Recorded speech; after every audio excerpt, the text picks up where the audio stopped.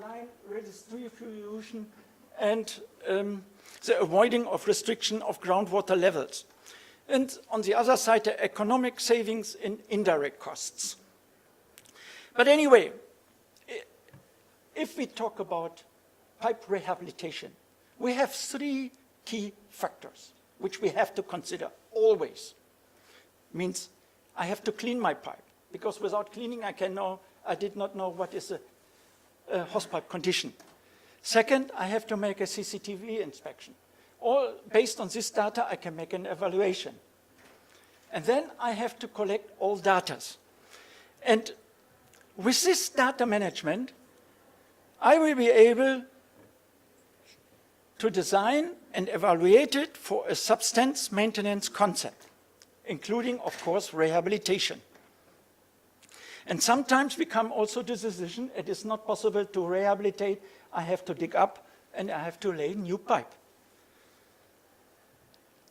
Based and according to international standard and design can be made for the different types of trenchless technology in the field. And we have different norms. Everything is available and can be used on the market.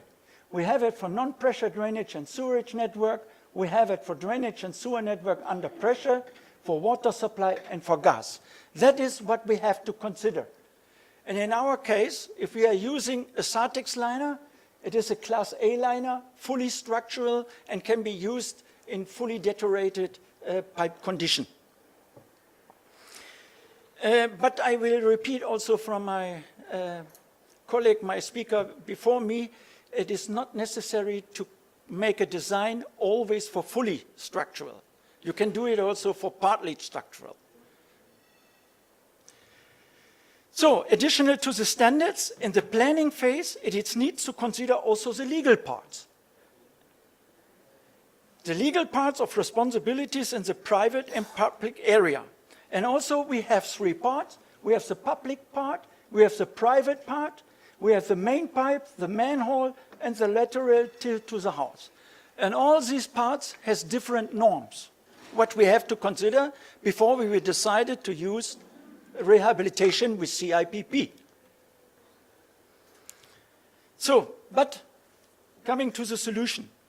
And according to the norm what we have on the market, we have European norm, we have British standard, and we have American norm. With these three norms, more or less you can cover the whole range of technology we have. But let me come to one solution and to the guidance for the selection of technology and design of renovation and repair technologies. All is available, and you can see a process flow to make decision to which point I decided to use CIPP or slip lining or micro tunneling or whatever. It is available. It is a process from A to Z. But I will come to rehabilitation and what is the objectives of that. We would like to extend existing pipes, the service lifetime, 50 years more. Here you can see the new lay pipe. This is a punctual repair, and this is a rehabilitation. This is in a sewerage area, and we have to consider, and if I talk to the client, for him it's important the depreciation. If I use the punctual repair, I have only 10 years depreciation. With rehabilitation, I can give guarantee 50 years. So, coming now to the solution and to CIPP technology. What we have in a pipe technology, we should see it as a support in a total management system. The first is the inspection and diagnostic, second is planning, then of course the most appropriate design, then I have to choose the material and the fittings, then I have to decide it for the technology, but this is not the end. You can see the last point is operation and then maintenance. Means I have to consider after installation my material so that I can give also guarantee for the maintenance over the service lifetime. And this is always the cycle I told you with the three main parts: cleaning, CCTV inspection, and data management. It will not stop. It is always a cycle over the 50 years. So one of the solutions to river pipes in the sector of water is CIPP technology. But what is the definition of CIPP technology? Because we have two types of CIPP technology, and we have to make the differences.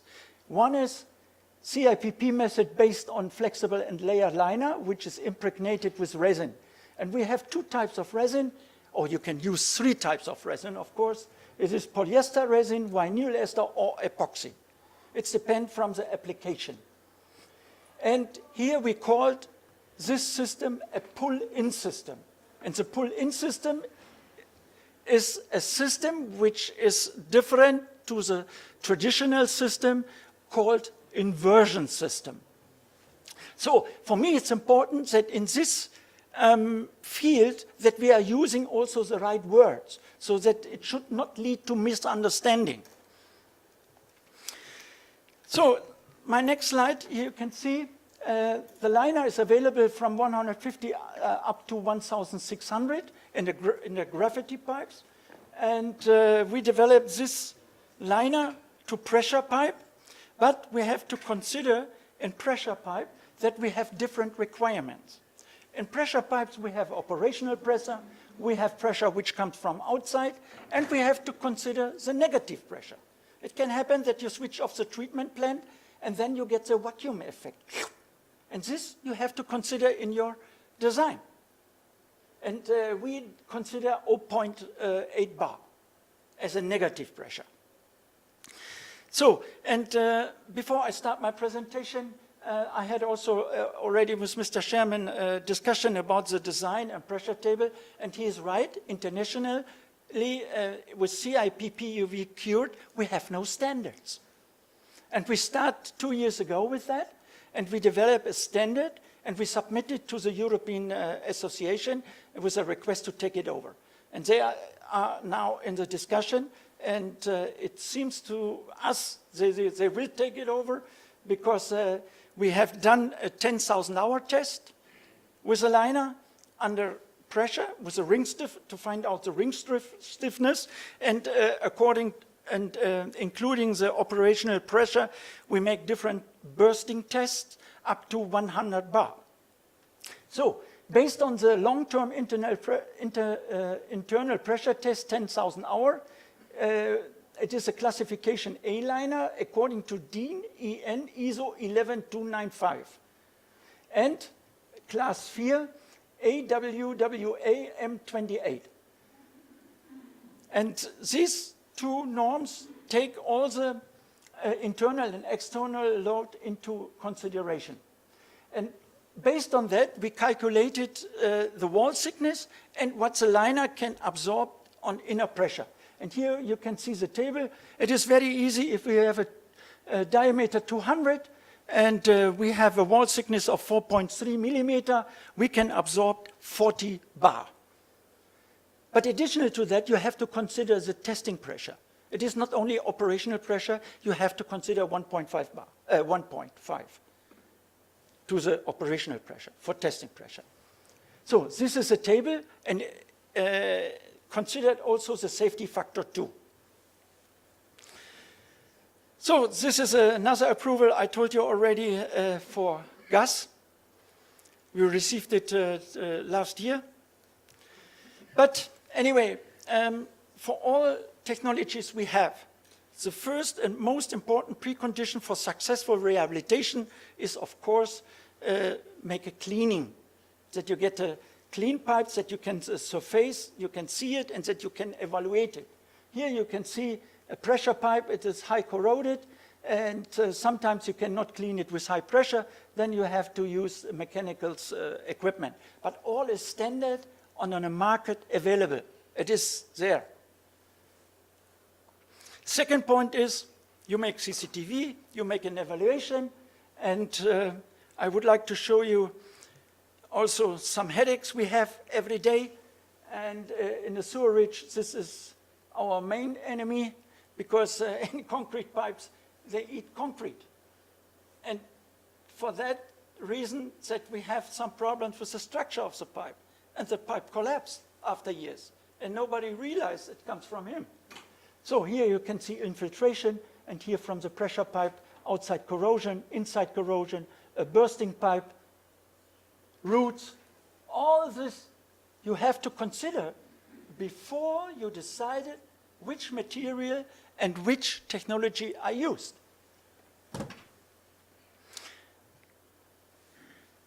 So what are the preliminary measures, what I have to do? I have to consider, if I worked in the pressure field, that I have no manholes. In gravity pipe, it's very easy. I have a manhole, I have access.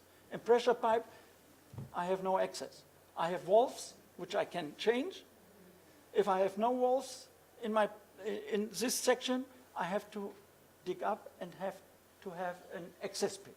And the minimum size of the access pit is 1.5 meter. I have to consider which flanges I have to use, or which end sealing is necessary according to the inner pressure. Here you can see the equipment, what we use. We have a mobile unit. We call it UV unit, and it is very, very flexible. You can use it on a pickup. You bring it to the site in confined space, and it is very, very flexible and very fast. And you can use it from 150 up to 1,200. For bigger diameter, we have bigger trucks, and you can fix it also on the trucks. And this unit is independent. No need for water, no need for electrician. Because we need only air, and we need a generator. So, here you can see the first step what we have to do. We have to cut the pipe. Then we have to prepare the ends with flanges. If we have steel, if we have ductile iron or iron, it's different connection. If we have concrete pipe, it's also special fittings. Later I will come to a reference work, and you can see it in the video. Then we send the liner, and that is the big advantages. The liner is produced, it's ready-made. Means it comes from our production to the site ready-made, and you have to pull it in only to pull it in. No need to do anything. It's ready-made. So then we pull it in, then we close the end and the starting point, then we inflate it with air, and then the liner gets the shape of the hose pipe. Then we have a special inner pressure, which is according to our installation manual. Then we put a light train inside, and we pull back the light train. And the light train has in front a camera. That means on this screen, with this camera, I can see before the liner is cured the result. And I have the opportunity to change it also, if something happened. But I see it before. And that is a very, very important step for quality assurance. So then I pull it back with a specific speed, and it's no need to pull it by hand. It is electronic. And all the data are recorded. And I put it on a stick, and I give it to the client as a part for my invoicing. So after I install the liner, I have to reconnect the pipe, and we have special end sealing, which are approved up to 25 bars.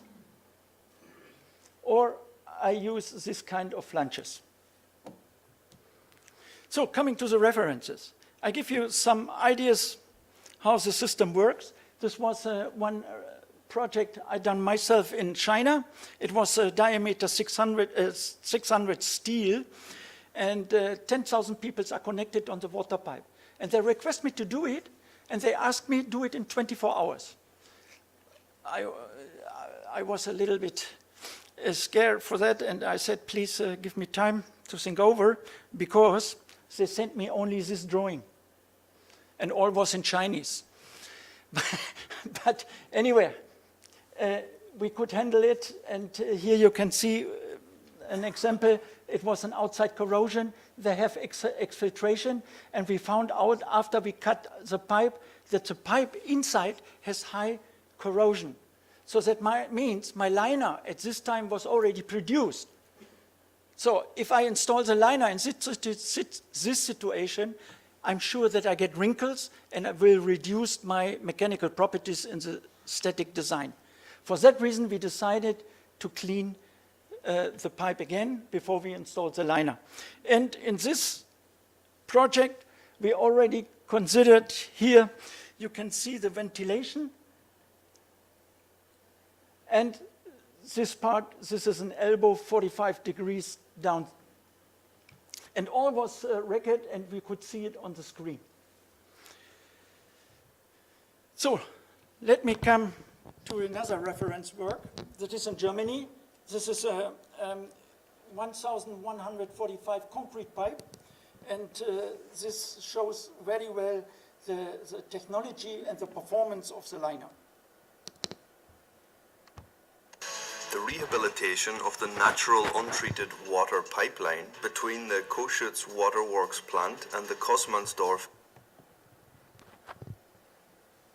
Here, and the Kosmansdorf intermediate pressure station was performed in 13 sections by Drehwagnetz AG. The 400-meter-long rehabilitation section between Windbergstraße and the Karlsruher Straße Kohlenstraße junction was carried out with a pressure hose. To implement the project, the company Pfaffinger designed and constructed a total of 6 access pits for equipment positioning and liner insertion. The contractor secured the access pits with steel plates. This way the traffic could be maintained through the entire construction period. This was a requirement by the traffic authority. A company specializing in concrete core cutting opened the 70-year-old concrete pipe with crosscuts. The cutout sections within the 1,200mm concrete pipe were closed later on with specially developed liner couplings, and the intermediate sections were reconnected with steel pipes. In total, the project involved rehabilitating 5 individual sections varying in lengths of 60 to 105 meters.